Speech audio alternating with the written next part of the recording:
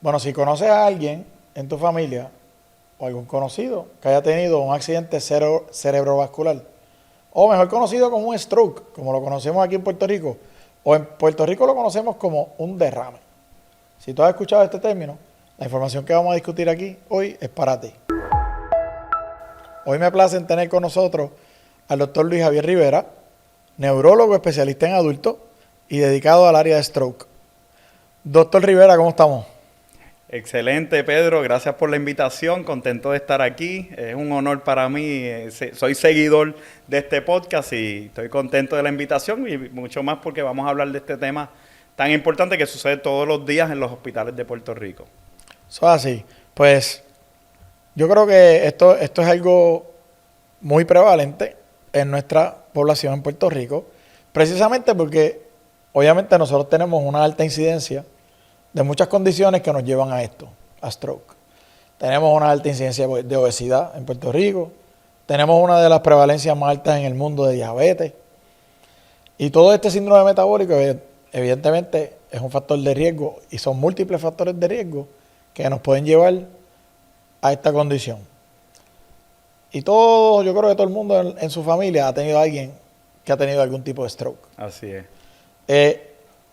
Yo creo que como parte de la misión de este podcast es llevar la educación, ¿verdad?, a nuestros pacientes y seguidores en Arroyo Habichuela de quiénes son las personas que evalúan las condiciones y qué deben de hacer, qué los debe alertar para las diferentes condiciones. Y entonces, en el caso de stroke, que tenemos una campaña a nivel de Estados Unidos y Puerto Rico de cómo crear la awareness, ¿verdad? Correcto. Que la gente entienda. Como ya hoy todo el mundo está acostumbrado con el dolor de pecho, ya les da el dolor de pecho y ya todo el mundo sabe qué hacer y a dónde correr y llamar la ambulancia, pues nosotros queremos escuchar del experto cuáles son los signos y síntomas y qué es lo que la gente debe estar pendiente cuando ven a alguien de frente o que se cayó, se mareó o tiene algo débil. ¿Qué es lo que les debe alertar? ¿Qué es lo que estamos buscando, doctor? Pues mira, Pedro, me robaste el tiro porque tú dijiste, cuando a una persona le duele el pecho, todo el mundo sabe. Llamen al 911 para el hospital. No es el caso con los derrames cerebrales, pero sí se debe de actuar con la misma urgencia. El problema es que los derrames cerebrales o stroke, como dijiste, también podemos decir accidente cerebrovascular, infarto cerebral, ataque cerebral. Son sinónimos de lo mismo. No causan dolor. Y muchas veces se tarda el paciente o el familiar en identificar que esto es un posible stroke y eso hace que haya una dilatación en la llegada al hospital. Por eso es que es importante la educación al público, porque hay una frase dentro de los expertos en stroke que decimos cada minuto cuenta. Eso es así. Cada segundo y cada minuto que pasa se pierden millones de neuronas cuando está ocurriendo un derrame cerebral. Y mientras más rápido ese paciente es atendido, menor podemos intentar de mitigar o minimizar el daño en el cerebro. Por eso es importante que los pacientes conozcan cuáles son los signos y síntomas, los identifiquen y lo que tienen que hacer no es complicado, es llamar al 911. Ni siquiera montarse en el carro o llevar al paciente o un familiar al hospital, lo más efectivo es llamar al 911. ¿Cuáles son estos síntomas? Mira, la definición de un ataque cerebral es el comienzo abrupto o repentino de síntomas neurológicos focales en una persona. ¿Qué significa eso? Pues síntomas focales son síntomas muy específicos. No es mareo, no es que estoy desorientado, es dificultad para hablar, no me salen las palabras, no me salen las oraciones. Desviación de la cara, asimetría facial. Tú ves que la persona cuando habla o en su expresión facial, un lado está caído y el otro lado no. O debilidad de un brazo o de una pierna, pero es importante que es en un solo lado. Porque cuando ocurren los infartos cerebrales, ocurren en una parte del cerebro, no es en todo el cerebro. Y el síntoma va a corresponder a la función de esa parte del cerebro. Pues para resumir, dificultad para hablar repentina, desviación de la cara, del brazo o de la pierna, así agudamente de un momento a otro, son razones para llamar al 911 e intentar de que una ambulancia lleve a ese paciente al hospital más cercano posible De hecho, la ambulancia y los paramédicos tienen un rol también en la educación. Claro. Además de educar al público, educamos a los paramédicos para que ellos sepan que si ellos identifican esto es un posible stroke, este paciente que llevo en ruta en la ambulancia, que traten de llevarlo al hospital más apropiado. Correcto, sí. Que esté capacitado para tratar sus síntomas. Aunque si el paciente llega a cualquier otro hospital, las salas de emergencias están preparadas para saber identificar si esto es un stroke y si ellos lo pueden tratar o si tienen que transferir al paciente a otro hospital que tenga la capacidad de hacerlo. Ese punto es bien importante porque evidentemente nosotros tenemos todavía en Puerto Rico que tenemos que educar, la clase médica tenemos que trabajar en educar a la clase gubernamental, a las diferentes agencias que en verdad multidisciplinariamente se envuelven en lo que es la cadena, ¿verdad?, de resucitar a un paciente de stroke. Porque evidentemente nosotros, cada uno va a depender de cada uno en la cadena. Correcto. So, si tenemos un sistema en donde el sistema 911 no responda a tiempo, ya tenemos un delay. Si el sistema está hecho para que te lleven al CDT más cercano, ahí hay otro delay. Si te llevan a un hospital en donde no estamos tratando al paciente, donde no hay neurólogos in-house y no hay tratamiento trombolítico, pues estamos perdiendo el tiempo con el paciente. So, es importante, yo creo que poco a poco, yo sé que las diferentes asociaciones médicas, ¿verdad?, están trabajando arduamente, pero yo creo que eso es un punto también bien importante porque muchas veces queremos que el paciente llegue lo antes posible a las manos indicadas para que pueda recibir el tratamiento adecuado. Sí. Así que creo que es importante que sigamos haciendo estos esfuerzos para darle información a la audiencia. Primero de identificarlo, porque ahí es donde está el mayor retraso. Correcto. El mayor retraso es que se mareó, no le pasó nada. Que ese paciente llegue rápido al hospital es cuando más lo podemos ayudar. Mientras más rápido llega, más lo podemos ayudar. Correcto. Y sepan que dentro de nuestra infraestructura hospitalaria, aquellos hospitales que están preparados para esta condición, hay unos protocolos ya establecidos de cómo se maneja para evidentemente, ¿verdad?, darle el tratamiento más adecuado a estos pacientes. Una vez llegue ese paciente allí a la sala de emergencia y ya lo evaluó el neurólogo y ya sabemos que tiene un stroke, ¿cuáles son los próximos pasos que ustedes corren ahí para lidiar con esta condición? Vamos a decir que tú y yo sabemos que estamos en la ventana para tratarlo. Correcto. No estamos 3 días después del stroke. Este paciente llegó a sala de emergencia hace 2 horas, le pasó hace 3 horas, vamos a decir. Sí. Vamos a decir 3 horas. Hace 3 horas le empezaron los síntomas en la casa. Sí. Y está en sala de emergencia, ya ustedes hicieron CT scan en la sala de emergencia, está todo bien el CT scan, pero ustedes tienen todos los síntomas del stroke. ¿Qué es lo que vamos a hacer? ¿Cuáles son las alternativas que ustedes tienen? Pues bien, como bien dijiste, Pedro, el tratamiento ideal o óptimo de un stroke es un sistema completo de cuidado de stroke multidisciplinario, que incluye que el paciente identifique los síntomas, que llame a la ambulancia, que la ambulancia transporte a ese paciente rápido al lugar más correcto y más cerca posible. Una vez llega el paciente a sala de emergencia, lo primero que ocurre es lo que llamamos un triage. Las salas de emergencia donde estamos preparados con los protocolos para tratar este diagnóstico, tienen en la sala de emergencia lo que se llama un stroke team. Un stroke team son ese personal clave que está adiestrado y preparado por si llega un paciente por la puerta de la sala de emergencia, esa persona sabe exactamente lo que hay que hacer. No solamente esa persona, el stroke team completo que incluye una enfermera, médico, radiólogos como tú, laboratorio y un andamiaje para que las cosas sucedan inmediatamente. ¿Y por qué esto es importante? Porque existe un medicamento que se llama trombolítico, que es un anticoagulante poderoso que está dirigido a, como dije ahorita, un stroke es la interrupción del flujo en una arteria cerebral porque se tapó con un coágulo. Pues este anticoagulante poderoso disuelve ese coágulo y restablece el flujo de sangre en esa arteria que estaba tapada. De esa manera podemos disminuir el tamaño del derrame cerebral y la incapacidad eventual de ese paciente. Pues, ¿qué pasa? Tenemos una ventana muy corta para poder administrar ese medicamento. Esa ventana es de 4 horas y media. Por eso es que es importante que el paciente, una de las preguntas que se hace es ¿cuándo comenzaron los síntomas? Si el paciente, como tú dices, llegó en 1 o 2 horas de tratamiento, tenemos por lo menos Tenemos una break. hora más para hacerle un CT scan laboratorio, tener la evaluación del emergenciólogo y del neurólogo y decidir si ese paciente cualifica para esa intervención o ese medicamento.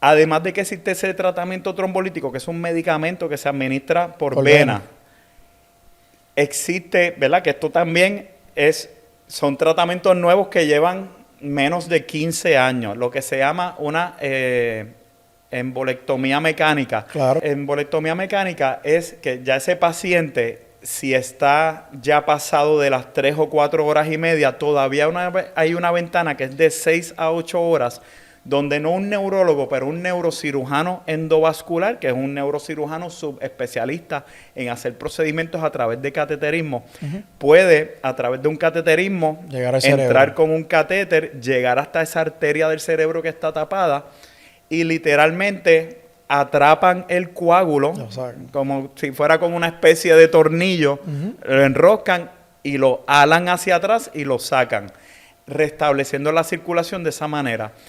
Esas técnicas se han ido perfeccionando en los últimos 15 años hasta que en los últimos años han mostrado ser más efectivas que darle el medicamento solamente.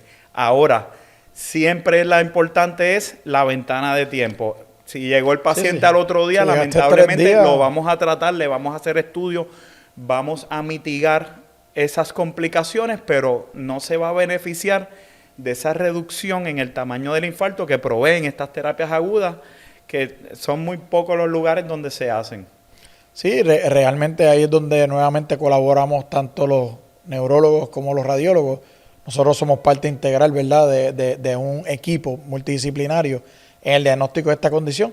Y muchas veces las imágenes que nosotros realizamos, primero en el setting del CT, como el CT es algo que está disponible, toma 30 segundos, lo podemos hacer en la sala de emergencia, lo podemos hacer rápido. Usualmente esa es la primera modalidad que utilizamos para ver que no haya una contraindicación. Correcto. Para que el paciente reciba el tratamiento. Si no hay hemorragia en el CT scan, ustedes pueden entonces pasar a los próximos pasos. Correcto. Pero también hoy tenemos el MRI Brain y tenemos otras modalidades que también nos ayudan a nosotros poder evaluar cómo está la perfusión. Correcto. Y la circulación a nivel del sistema nervioso central, y podemos dejarle saber, ¿verdad?, al equipo cuánto de ese cerebro está a riesgo de progresar e infartarse más, cuánto brain también todavía, si se interviene, podemos salvar. Así que las imágenes aquí tienen un rol bastante importante en ayuda en colaboración con ustedes. Y evidentemente esas terapias nuevas, se llevan 15 años, pues donde yo entrené en Baylor College of Medicine en Houston, y cuando hice mi fellowship de Neuroradio, ya estábamos haciendo investigación y tratando múltiples de Correcto, lo hacían de manera de investigación, claro, pero no estaban aprobadas por clínico. La FDA. En los centros académicos sí llevan más de 20 años haciéndolo, pero hasta que se demostró ser efectivo y seguro, no es hasta eso que se aprueba para que los hospitales privados como los que tenemos aquí lo podamos hacer de manera estándar. Eso se ha convertido en el estándar de tratamiento. Y evidentemente también en PR hay que dejarle saber a las personas, esto es algo que va a haber unos centros dedicados a esto, porque esto requiere un equipo multidisciplinario, esto requiere un equipo, los neurocirujanos endovasculares, no hay 500 por ahí que tú puedas sacar para que vengan a hacer esto, así que en PR tenemos 2 o 3 por ahí que los conocemos, son excelentes, pero evidentemente estos son lugares especializados que van a poder tratar estas condiciones y yo creo que lo más importante, como bien estábamos diciendo, es el awareness. Porque nosotros podemos estar, el neurocirujano, allí puede estar el neurólogo, puede estar todo el mundo y el hospital lleno con todo el mundo listo para esperar a los pacientes, pero si el paciente no detecta, si no llega a tiempo, no lo podemos ayudar. No lo podemos ayudar. Ahora, también quiero añadir, mencionaste la tecnología, cómo la tecnología ha seguido avanzando. Mencionaste estudios que se llaman difusión y perfusión. Correcto. Con esa tecnología que es bastante reciente, sí podemos identificar pacientes. Yo hablé que la ventana de darle el medicamento es 4 horas y media, hablé que hasta las 8 horas quizás se pueda hacer una intervención endovascular, que es sacar el coágulo mecánicamente. Pero con esas técnicas que tú mencionas, sí se puede identificar algunos pacientes que a las 15, 20 o hasta 24 horas potencialmente se pueden beneficiar de una terapia, pero es con la ayuda de esa tecnología. Esa tecnología nos va a ayudar a identificar si hay tejido todavía viable y salvable, o si ya han pasado 20 horas y el infarto se completó, pues mira, ese paciente lo vamos a tratar de la manera tradicional, no con estas terapias invasivas. Oye, ya sabemos el awareness, ya hablamos de cómo lo vamos a diagnosticar y hablamos de cómo lo vamos a tratar. Y las complicaciones ya sabemos cuáles son, pues son devastadoras. Correcto. Las complicaciones son hemorragia, complicado el infarto, daño cerebral, incapacidad severa y la muerte. Y sí, que muchos pacientes quedan en instituciones como nursing home porque quedan dependientes de otras personas. ¿Verdad? Hay un espectro, hay pacientes que se recuperan 100%, 90%, hay otros que quedan altamente incapacitados. Pero ahora volvemos al punto que nos gusta tocar. ¿Qué le vamos a decir a los pacientes de cómo podemos prevenir esto? Porque esto es prevenible. Y esto sí sabemos que lo podemos prevenir. Esta condición la podemos prevenir. Es prevenible. Es prevenible. Y se lo decimos a los pacientes que hay ciertas cosas que tienen que hacer. ¿Qué vamos a decirle a ellos? ¿Cuáles son los consejos que ustedes le dan a los pacientes cuando ustedes van a hacer esa estratificación de riesgo de los pacientes que vienen a la oficina por algún síntoma de stroke? Pues mira, lo primero que le decimos es mejor prevenir que un cerebro saludable se dañe a tener que reparar uno que ya se dañó. Estás 100% en lo correcto. Esto es una condición prevenible. ¿Y cómo la prevenimos? Controlando los factores de riesgo, que son las condiciones que conllevan a esto. Tú lo mencionaste ahorita. La hipertensión es el mayor causante del daño en las arterias, que eventualmente conlleva a que se obstruyan. Pero después de la hipertensión sigue la diabetes, el colesterol, el fumar, la obesidad, la inactividad física, la mala dieta. Todas estas cosas eventualmente a través de los años van a llevar al proceso de arterioesclerosis, que es obstrucción de las arterias. Si las arterias se tapan, deja de llegar la sangre a donde tiene que llegar y ahí ocurre el infarto. Eso aplica también para el corazón y para el cerebro, que estamos hablando de stroke. Pues la manera de prevenir un stroke, existe la prevención primaria, que es lo que se le aconseja al paciente que nunca le ha dado el stroke. Exacto. Mira, tienes la presión un poquito alta, tienes que trabajar en eso, estás un poquito obeso, el colesterol ha mejorado, pero lo queremos que esté en este número aquí que dicen las guías, porque esos son los números que han demostrado científicamente que reducen el riesgo. Pues esa es la orientación. La prevención secundaria es a ese paciente que ya sufrió un derrame, tiene que como quiera modificar estos factores de riesgo para que no le dé el segundo, porque después un factor de riesgo para un stroke es que ya te dio uno. Si ya te dio uno, tienes un alto riesgo de que te dé el otro. Así que queremos modificar esos factores de riesgo vasculares que mencionamos, aunque hay otros factores que no podemos hacer nada. La edad. Si ya tenemos más de 55, 60 años, ya hay un poco de envejecimiento de las arterias y eso ya está ahí, no lo podemos cambiar.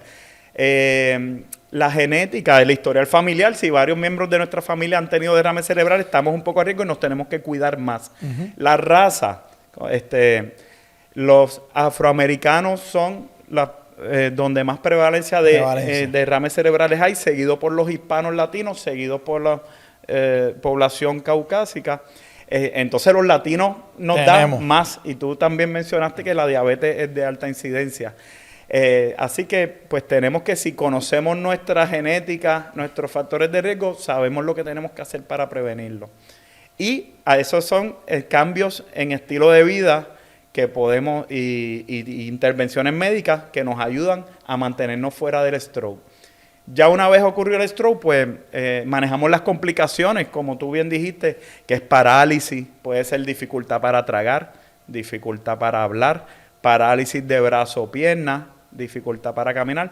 Ya ahí entramos en el proceso de rehabilitación, que es la segunda fase del tratamiento. La primera fase es lo que ocurre en el hospital. Una vez se estabilizó el paciente, se diagnosticó, se controlaron las complicaciones, pasa ese paciente a una fase de rehabilitación que está dirigida con terapia física, ocupacional, terapia del habla y del tragado, recuperar la función perdida de ese derrame.